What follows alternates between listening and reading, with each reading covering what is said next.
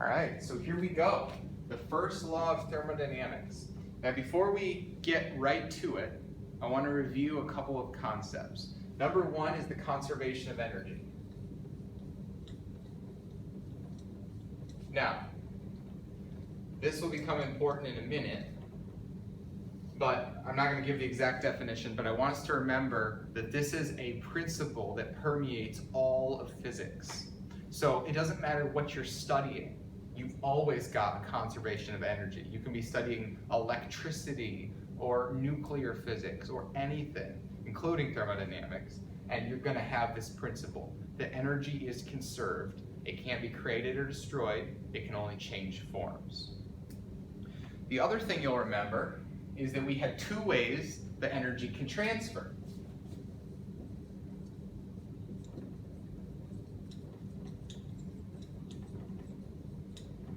And these were heat and work. Heat was a transfer by thermal differences, or a difference in temperature between two systems, and work was an energy transfer based on anything else other than temperature difference. So we also talked about the difference between physicists and chemists. We talked about how if we have a system right here, and we have, let's say, some heat, and we have heat flowing in and heat flowing out, physicists put themselves in the system, and so we define heat coming in as positive energy and heat flow out as negative. We have the same thing for work, where we put ourselves inside of the system. And so if we do work, all right, we're doing work, this is positive. If work is done on us from the outside, then this is negative. Okay? Now remember that a chemist might put himself out here and look at it from the other way around. Okay? But we're going to be inside the system. The last thing I want to refresh your memory on is the idea of internal energy. Internal energy was all of the energies, the different types of energies that are bound up in the tiny particles inside of a system. So where was my example? A couple lectures ago I had a stapler, and this is like my molecule, and it can be rotating, flipping, spinning different ways. It can be translating as it flies around inside an object. I can have two staplers and they have energy between their bonds. Then I can have staplers all in a grid that are in a specific phase, and to break them out of that phase, there's even more energy. All these different types of energy. And what I do is I lasso them all up and add them all up and say, I don't care about all the little details. I just have one thing, and I call it U, and that's internal energy. So that I can treat the sum of all those microscopic energies as one big macroscopic energy. Okay? Remember how U, or any energies for that matter, but we always had, this is a spectrum, we've talked about that, and we always had only a measurable difference, right? I can say my energy used to be down here at U1, and now it's up here at U2. And so what I can measure is delta U, the difference between those two energy states, U2 minus U1, but I can't necessarily assign an absolute zero to that scale. The only real numbers I can talk about are changes. And so you'll see in just a second, we're dealing with a change of internal energy. So, if I put all this together, this might become apparent. Let me write it down.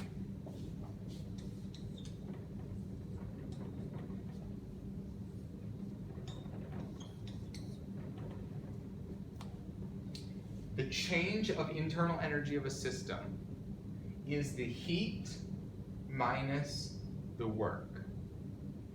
So, think of how everything that we've talked about comes together to give us this law. We know that there are only two ways that energy can transfer. It's not like I need to say plus something else, plus a third way. Okay? This covers it. If there's any change inside of a system's energy, it's going to be one of these two culprits. It's going to be heat or it's going to be work. That's all we've got. Now, heat it's positive, right? It's got an imaginary plus sign in front of it. And that's because we're inside the system, and so if heat comes in, we look at that as we get a boost in our energy, right? And if heat is transferring out, we look at it as a drop in our internal energy. Work is negative, and this little diagram explains why. If I do work out that I call positive work, that's actually taking away from my internal energy. But if I get work in, which I would call negative work, then that's adding to my internal energy. So it's counterintuitive of the way a chemist would do it. And I'll erase this in a second, but actually, there's a chemistry version of this, which looks like that. Because the chemist is on a different perspective. It's standing outside the system. And so they would use a plus sign. But don't let that confuse you. I want to erase it. For physics, it's Q minus W. And it really just has to do with the sign convention you choose to put on the work. So this thing is quite a big deal because this is the first law of thermodynamics. And I want to write out exactly what it is. So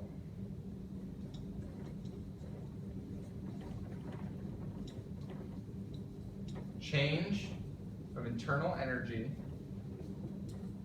is heat minus work. So that's it written out in English language. And this is the definition that we're going to memorize for what the first law of thermodynamics is. Now, there's not too much more to say about this, so we're wrapping up, but I want to give one more comment. A lot of times, you'll hear people say that the first law of thermodynamics is about the conservation of energy. And that's true, it is. But then they'll stop. That's all that they'll say. They'll say, yep, first law of thermodynamics, it's the conservation of energy. And then they'll act like there's not any more specifics to it. And in my opinion, the first law of thermodynamics is a more specific case of the conservation of energy. See, energy is conserved in every single field of physics, so it's always true.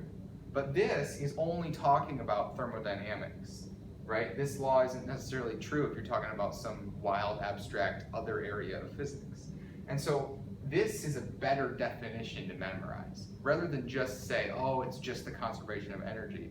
No, it's specifically the conservation of energy by saying that the change of the internal energy of a system is equal to the heat minus the work. So that's why we're going to memorize this one.